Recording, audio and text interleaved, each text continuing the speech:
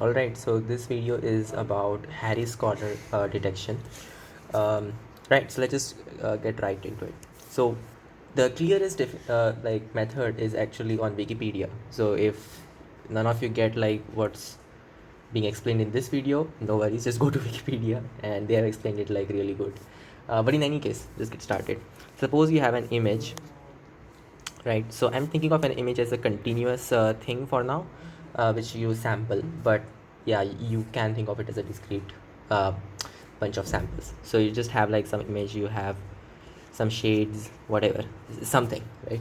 So your image is basically I of xy. It's basically like the brightness values, and let's say you have a small window of this image, and I'm saying small but it could be really big actually. Okay, so let's call this window as w.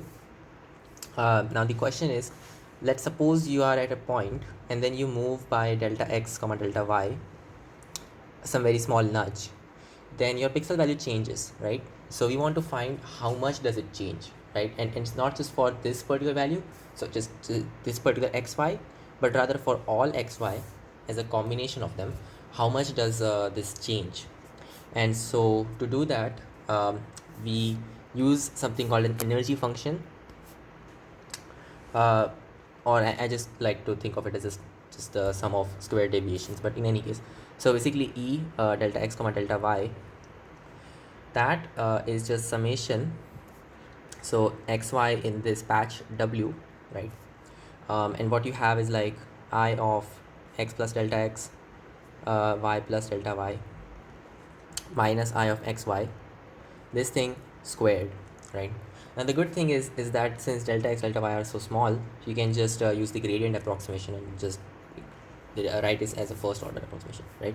So your so this thing basically is just going to be like I sub x, which is the gradient with respect to x, um, at xy, which I'll just not write for now, so just assume like it's at xy, and then at times of delta x, plus iy delta y, and then that has to be squared because there's a square over here, right? So far so good. Once again, just ix is like partial x of I, the not anything like rocket science. So yeah, this just turns out to be like summation xy in w of this thing.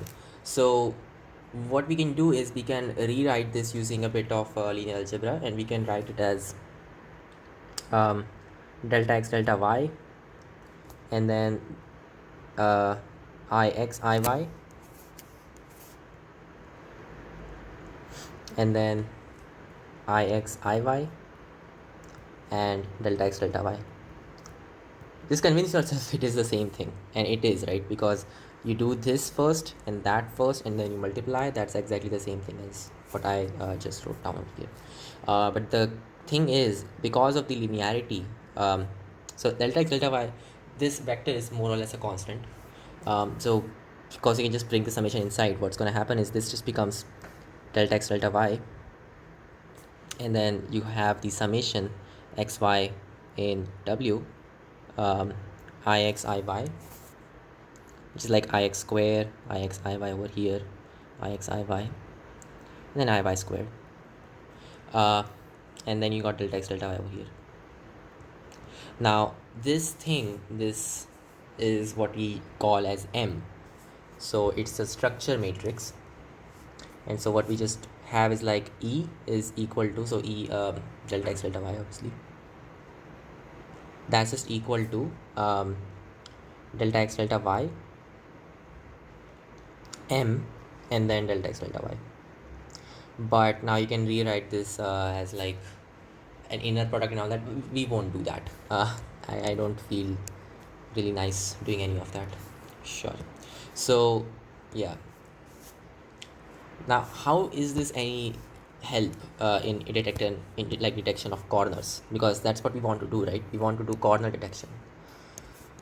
So what we can do is we can diagonalize this whole thing, right? So M can be written as delta x delta y, right?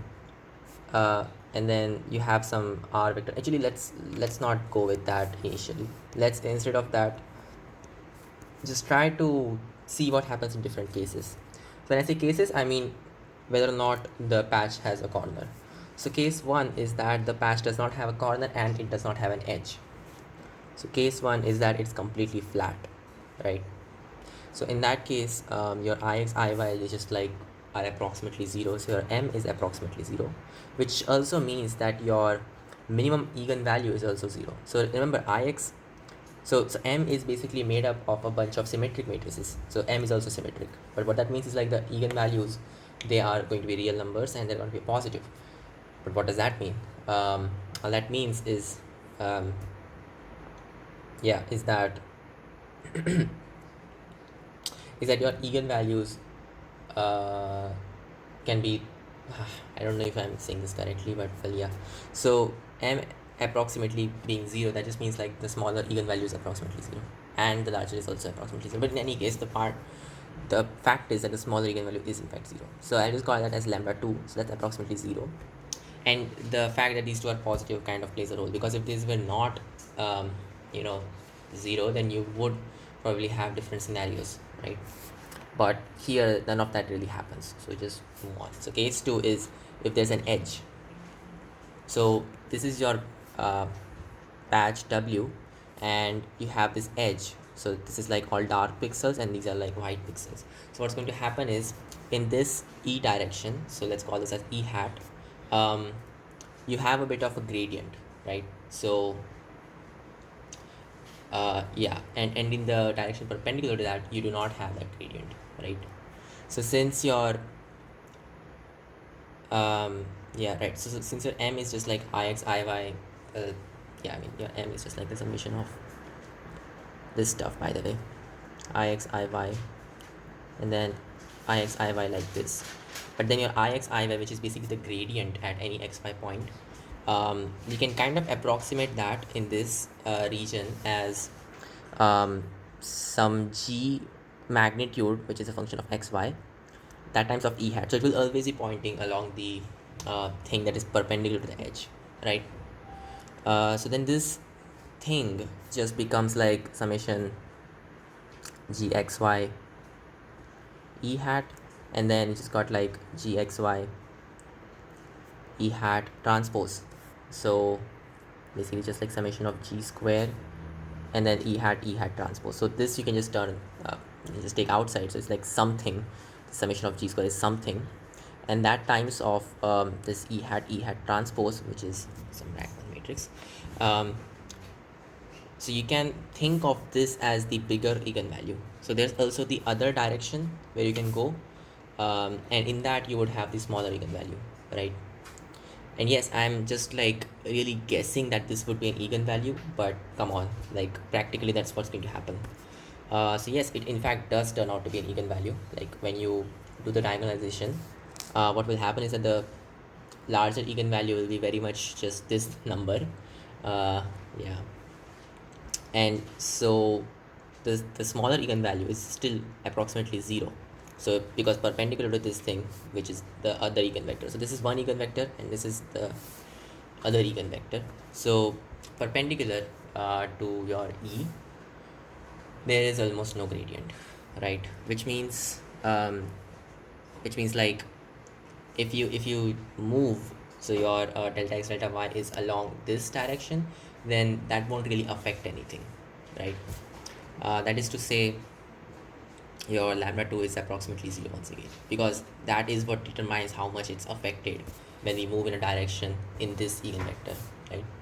So in both cases, in case of a flat patch and a patch containing an edge, your smaller eigenvalue is 0.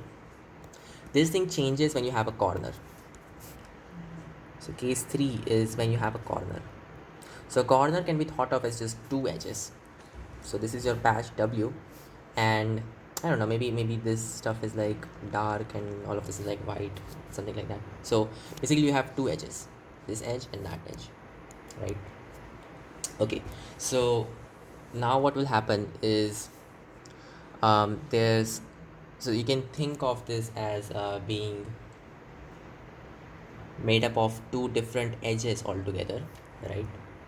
And so there will be, so one of the directions where there's a gradient is this one, let's call this E1, and the other one is this, and they look perpendicular, they may not be perpendicular at all, right? Okay. Yeah, right, cool. But the fact is that the smaller eigenvalue is now not 0, because if it were 0, so if it were approximately 0, then what you would be basically saying is that you actually have a case like this, where like there's only one eigenvector, right? There's only one direction in which you move, so that your um, like energy function changes. So moving in this direction does not change anything. That's what you kind of are saying if you say there's only like one proper eigenvalue and lambda 2 is approximately 0. So in this case, necessarily lambda 2 is not approximately 0, right? And in fact, how big of a lambda 2 we have is like determining that how much of a corner is this, right? So if you have something like this may be classified as a corner, right, since it is technically two edges, but it doesn't really like look like a corner that much, and it does not behave like a corner so much either, because moving in this direction, like, that does not like really change anything, and moving in this direction does change a lot of stuff. So what I'm saying is that in case 3, your lambda 2 is not approximately 0, right? So once again, what we have to do is figure out this M matrix, do an eigenvalue decomposition, and then figure out lambda 1, lambda 2, where lambda 2 is a smaller value. And then if lambda 2 is not 0 approximately, in that case you have a corner, right? So how do you figure out lambda 2 like fast, not having to do all the characteristic equation stuff? And it's actually pretty easy. So in the first two cases, your lambda 2 was like approximately 0 in any case, right? And in the third case as well, it would be that one of these is like a major edge and the other is a minor edge or something like that. So what you can kind of assume is that lambda 2 is somewhat less than lambda 1, right? Very less than lambda 1, in fact. And with that sort of approximation, we can do one really important thing, just like the trace of M, which is obviously just lambda 1 plus lambda 2, that would just be approximately lambda 1.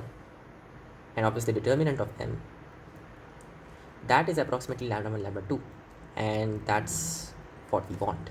So lambda 2 is just the determinant upon the trace, approximately, obviously. And so what we have got is one of the Harris responses. So what we have to do is, for any patch, you calculate the gradients, your Ix and Iy values, then you calculate M, right? And then you calculate your lambda 2 as determinant of M upon the trace of M, right?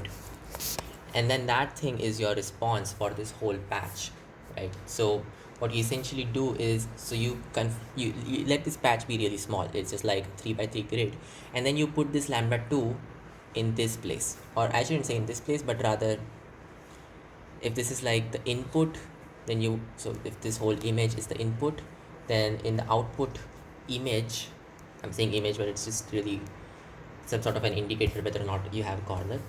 So this window like is getting mapped to that window. I don't know how to even say this, but I think you're intuitively getting what I'm trying to say.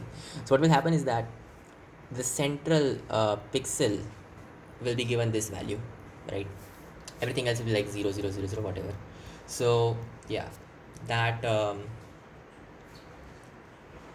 is basically the response, the Harris response for this patch, or I should say just for this pixel.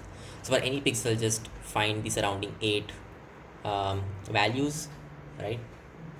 And then based on that, you do all of this process, and you can like calculate the response lambda 2 for this thing. Okay, so that's awesome. There's also another response which people use, capital R. So it's actually just the response. We don't know what this actually is, but it's this thing. It's determinant of the matrix M minus some k which I really don't know what this thing is. It's very fishy, but it's this thing. So what is k? K is just some number. It's in 0.04 to 0.06 usually. So it's a hyperparameter which you use. Um, and I have no idea who came up with this, but it's working, so it's working. Yeah. So, right. Um, Now, how do you use this R thing? What happens is if R is approximately 0, you have a flat sort of a thing, right? If R is less than 0, you have an edge. And if R is much bigger than 0, you have a corner. I have no idea how this thing works, and whoever came up with this, they must have done it empirically, because it just doesn't look like something that could have come out mathematically. But in any case, that's how you use it in practice. Yeah, but I guess the more intuitive thing is just to be using lambda 2 already. So, as a summary, what is the algorithm that we are going to be using? First, you just have an image, right? Then you do some sort of a smoothing operation if you convolve with a Gaussian or something. So you get a I sub s, a smoothened image. Then you figure out the derivatives. So to get the derivatives, the usual thing is like just the Sobel filters. So once again, a Sobel filter is basically just this stuff. So it's the central difference, 1 0 minus 1, and then you have a bilinear filter, so it's just 1 to 1, and this is like upon 4. This thing is just 1 by 2. So you just convolve with that filter to get your Ix, right? Yeah.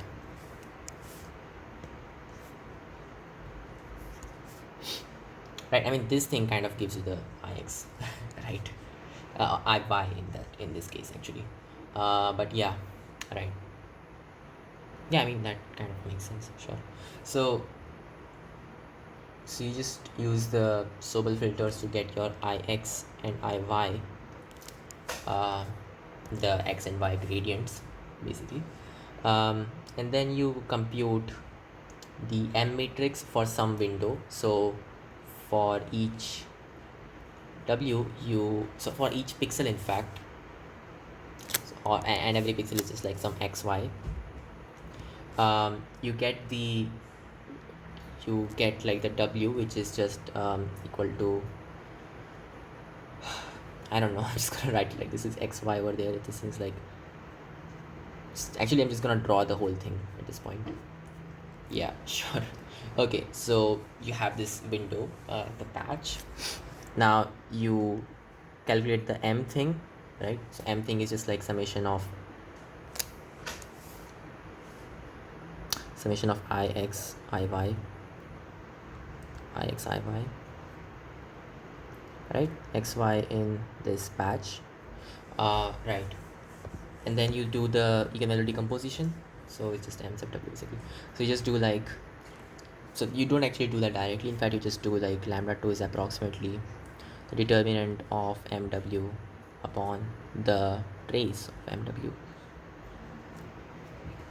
And that's what the response is. So it's just like whatever new response you want to have,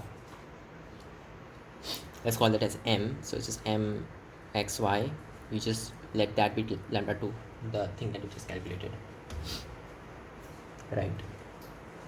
Oh, by the way, I kind of forgot this, but in this you don't actually have trace of M, you have trace of M squared, which has to happen because of like the dimensions and all. But yeah, I hope that makes sense. But it's still just a weird function, which I don't know how we got it.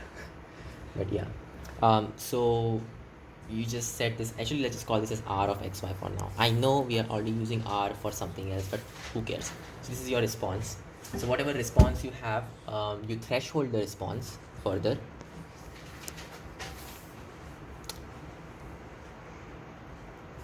So like just apply an indicator on this. So it's like the actual response, let's call it R hat. That's like Rxy bigger than some R naught. Well, the indicator of that. Sure. Right, and so whenever this R hat is 1, it's a corner. If it's a 0, it's not a corner. And yeah, so that gives you basically the the mask for all the corners.